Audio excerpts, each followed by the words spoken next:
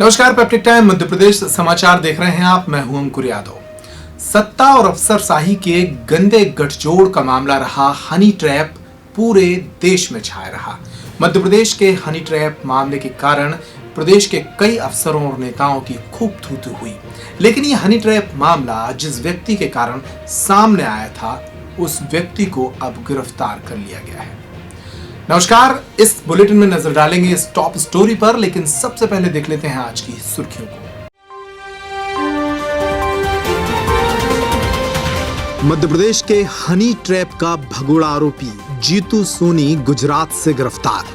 Honey trap और मानव तस्करी समेत 56 मामलों में 7 महीने से था फरार। कमलनाथ को चीनी एजेंट बताकर पूरे प्रदेश में जलाए गए पुतले। भाजपा कार्यकर्ताओं ने अलग अलग जिलों में किए प्रदर्शन। कांग्रेस ने कहा, देश को बातों की महाभारत में उलझा रही है भाजपा। मध्य प्रदेश में मंत्रिमंडल का विस्तार जल्द। सिंधिया गुट के 9 और नेता मंत्री बन सकते हैं। भोपाल से सारंग, इंदौर से मेंदोला, मालिनी गौड़ भी रेस में। सुर्खियों के बाद खबरों के विस्तार को देखते हैं। इंदौर में जीतू सोनी नाम के एक शख्स ने हनी ट्रैप मामले को अपने अखबार साझा लोक स्वामी में उजागर किया था। प्रदेश के कई नेताओं और अफसरों के हनी ट्रैप में लिप्त होने की खबरें छापी गईं और उनके वीडियो वायरल किए गए। आरोप यह था कि जीतू सोनी खुद ही कई लड़कियों के माध्यम से लोगों को ट्रैप करता था। जीतू सोनी पर पिछली कमलनाथ सरकार ने माफिया मुहिम के तहत कार्रवाई की थी, लेकिन तब से जीतू सोनी फरार था। 7 महीने से फरार चल रहे इस 1.25 लाख रुपए के इनामी आरोपी जीतू सोनी को मध्य प्रदेश पुलिस ने अब गिरफ्तार कर लिया है। देखिए आज की इस टॉप खबर को। मध्य प्रदेश के हनी ट्रैप मामले के आरोपी जीतू सोनी को इंदौर क्राइम ब्रांच ने गुजरात से गिरफ्तार कर लिया है। डीआईजी हरि नारायण आचार्य मिश्रा ने इसकी पुष्टि की है। एक दिन पहले ही जीतू के भाई महेंद्र सोनी को पुलिस ने गुजरात के अमरेली से गिरफ्तार किया था। फरार होने के बाद पुलिस ने इस पर 1.25 लाख रुपए का इनाम रखा था। हनी ट्रैप मामले का खुलासा होने के बाद जीतू सोनी पर पुलिस ने 56 से ज्यादा एफआईआर दर्ज की थी। वहीं करीब 40 केसों में उसके साथ परिवार के सदस्यों को भी आरोपी बनाया गया था। पुलिस को महेंद्र की भी मानव तस्करी समेत 2 अन्य मामलों में तलाश थी। पुलिस ने जीतू के बेटे अमित सोनी को 6 दिसंबर को गिरफ्तार कर लिया था। हालांकि बाद में उसे जमानत मिल गई थी। बताया जाता है कि 4 दिन पहले पुलिस रेड की सूचना मिलने के पहले ही जीतू सोनी राजकोट के एक फार्म हाउस से भाग निकला था। शुक्रवार को दोबारा लोकेशन निकाली गई और 6 टीमों ने अलग अलग स्थानों पर छापे मारकर उसे दबोच लिया। जीतू को गुजरात और मध्य प्रदेश के बॉर्डर से गिरफ्तार किया गया है। उसे रविवार सुबह 11 बजे क्राइम ब्रांच की टीम इंदौर लेकर पहुंची, जहां उससे पूछताछ की जा रही है। अब समझ लीजिए कि जीतू पर क्या आरोप हैं। दरअसल जीतू लोकस्वामी अखबार का एक मालिक है। इसके साथ ही इंदौर में होटल मायसेम में बिना मंजूरी के डांस बार चलाने का एक बड़ा आरोप उस पर लगाया गया था। इंदौर पुलिस ने बताया था कि होटल में कई युवतियों को बंधक बनाकर काम कराया जा रहा है। पुलिस और प्रशासन की संयुक्त टीम ने तत्कालीन कमलनाथ सरकार के कार्यकाल के दौरान दिसंबर में गीता भवन चौराहे के पास होटल में छापा मारा था। होटल की तलाशी लेने पर छोटे छोटे कमरों में 67 लड़कियां मिली थीं, जो अन्य राज्यों की थीं और बेहद गरीब घरों से थीं। बाउंसर और अन्य व्यक्तियों के जरिए इन युवतियों को बंधक बनाकर यौन शोषण भी किया जाता था। जीतू पर आरोप यह भी है कि उसने अपने डांस बार में अफसर और नेताओं को बुलाकर उन्हें ट्रैप किया था और उनसे पैसे वसूलता था। तत्कालीन कमलनाथ सरकार ने माफिया विरोधी अभियान के तहत जीतू के ऑफिस और बंगले को तोड़ दिया था। जीतू सोनी पर सिलसिलेवार कैसे कार्रवाई की गई, इसको भी समझ लीजिए। 18 नवंबर 2019 को भाजपा सरकार में मंत्री रह चुके लक्ष्मीकांत शर्मा के ऑडियो और वीडियो को जीतू सोनी ने अपने अखबार में प्रकाशित किया। इसके वीडियो सोशल मीडिया पर वायरल हुए। वीडियो में लक्ष्मीकांत हनी ट्रैप मामले की आरोपी श्वेता स्वप्निल जैन के साथ दिखाई दे रहे हैं। वीडियो की एक अन्य क्लिप में लक्ष्मीकांत पूर्व मुख्यमंत्री शिवराज सिंह चौहान पर गंभीर आरोप लगाते और संघ के बारे में आपत्तिजनक बातें करते भी नजर आते हैं। 22 नवंबर 2019 को जीतू ने अपने अखबार में मध्य प्रदेश सरकार के प्रमुख सचिव रहे एसके मिश्रा के कथित ऑडियो की खबर प्रकाशित कर दी थी। इसमें दावा किया गया कि मिश्रा हनी ट्रैप की आरोपी श्वेता स्वप्निल जैन के साथ अंतरंग बातें करते थे। मंत्री अफसरों के साथ आपत्तिजनक वीडियो ऑडियो वायरल होने के बाद आरोपी महिलाओं ने कोर्ट में याचिका दायर कर हनी ट्रैप के संबंध में मीडिया रिपोर्ट के प्रकाशन पर रोक की मांग की थी। 29 नवंबर को जीतू ने एक बार फिर हनी ट्रैप मामले का खुलासा किया। उसने अपने अखबार में इंदौर नगर निगम के इंजीनियर हरभजन सिंह का हनी ट्रैप के आरोपियों के साथ फोटो छापा था। इसमें हरभजन सिंह आपत्तिजनक हालत में नजर आ रहे थे। इसका वीडियो भी जीतू ने अपने चैनल पर वायरल कर दिया था। हरभजन ने भी पुलिस को बताया था कि उसे जीतू सोनी और अमित सोनी के द्वारा भ्रामक खबरें छापकर ब्लैकमेल किया जा रहा है। ये वीडियो और फोटो मेरे ही केस में अनुसंधान की सामग्री है और सभी फॉरेंसिक जांच में ये प्रमाणित नहीं हुए हैं। हरभजन की ही शिकायत पर पुलिस एक्शन मोड में आई और 1 दिसंबर की रात पुलिस ने साझा लोकस्वामी अखबार के मालिक जीतू उर्फ जितेंद्र सोनी और उनके बेटे अमित सोनी के गीता भवन चौराहा स्थित होटल माय होम घर और दफ्तरों पर छापे मारे। पुलिस के मुताबिक होटल माय होम में 67 युवतियां मिली थी, जिनसे जीतू सोनी जिस्म फरोशी कराता था। अनलॉक 1.0 के साथ साथ अपराधी सक्रिय ना हो, इसके लिए एक विशेष मुहिम चलाई गई थी कि लॉकडाउन खत्म होने के बाद अपराधियों का लॉकअप में जाना शुरू हो। इसके तहत पूरे जोन में 4 बार में 125 हथियार अवैध जब्त किए गए। 1000 से ऊपर स्थायी वारंटी पकड़े गए, जो कि अपने आप में एक रिकॉर्ड है। फरार भू माफिया, इनको पकड़ने के लिए विशेष दायित्व additional SP crime Rajesh Dandotiya के नेतृत्व में क्राइम ब्रांच की टीम को दिया गया था, जिनके द्वारा पिछले कुछ दिनों में हैप्पी धवन, चंपू अजमेरा, इनको गिरफ्तार करने में सफलता हासिल की गई।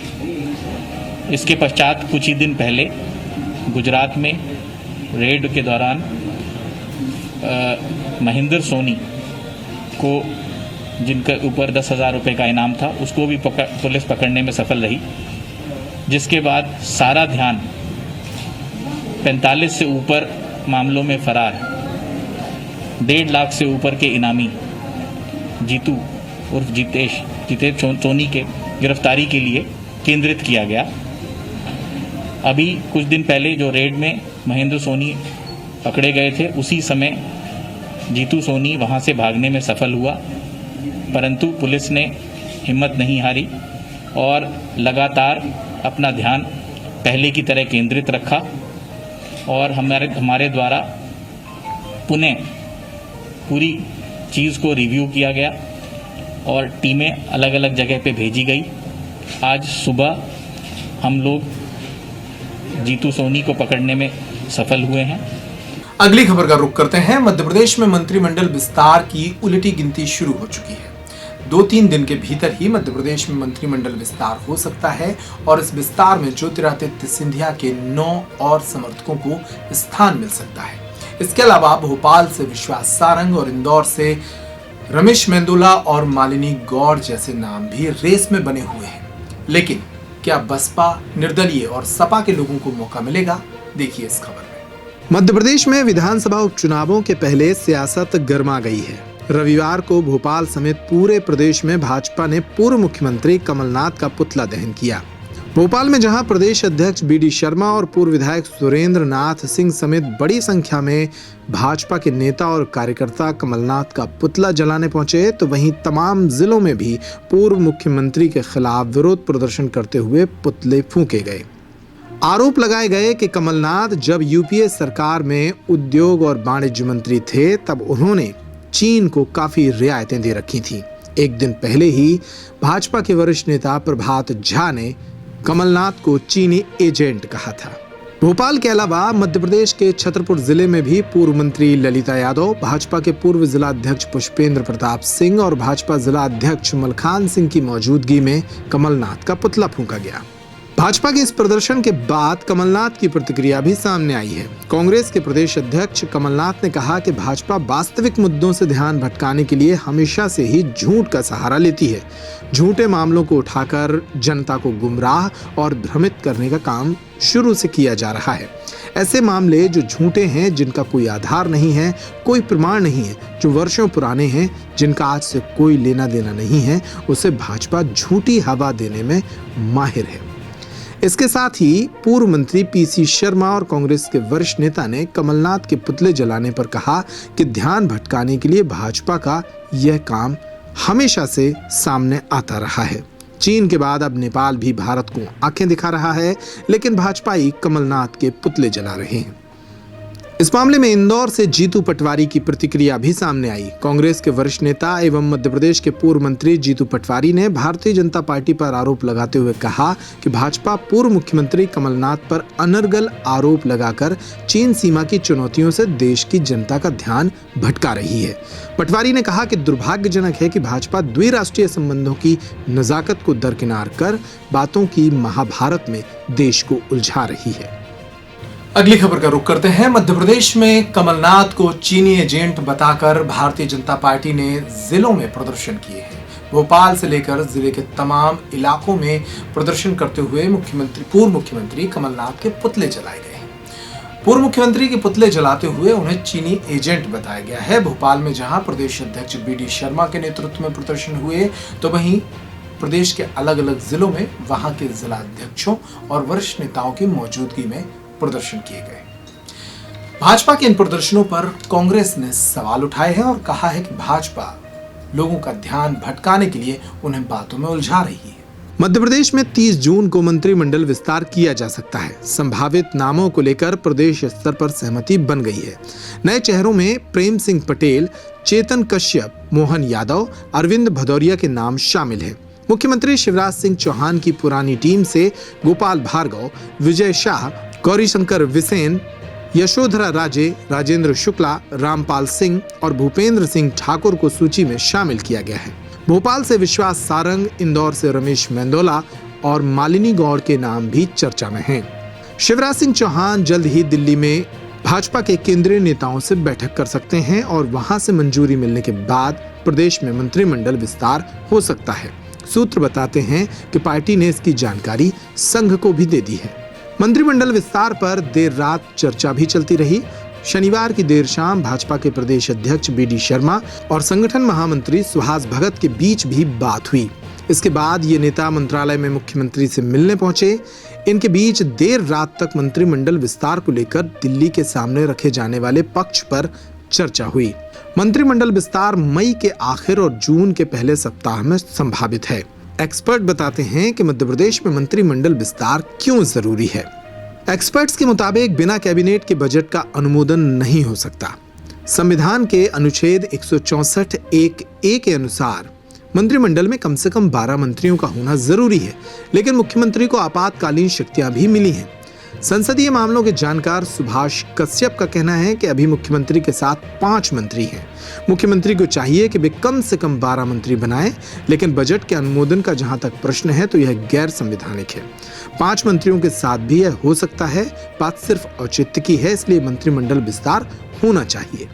सूत्र बताते हैं कि मंत्रिमंडल में 4 से 5 पद खाली रखने पर भी प्रदेश स्तर पर सहमति बन गई है। बसपा से संजीव कुशवाहा और निर्दलीय प्रदीप जायसवाल को भी मंत्रिमंडल में लिए जाने पर विचार हुआ है, लेकिन यह दूसरे मंत्रिमंडल विस्तार तक टल सकता है। हालांकि इसका निर्णय भी केंद्र को ही लेना है। अभी मुख्यमंत्री और 5 मंत्री मिलाकर 6 हैं, जबकि कैबिनेट में मुख्यमंत्री को मिलाकर ज्यादा से ज्यादा 35 लोग शामिल हो सकते हैं। आज के बुलेटिन में इतना ही। तमाम खबरों के साथ आप बने रहिए पब्लिक टाइम मध्य प्रदेश समाचार पर। नमस्कार।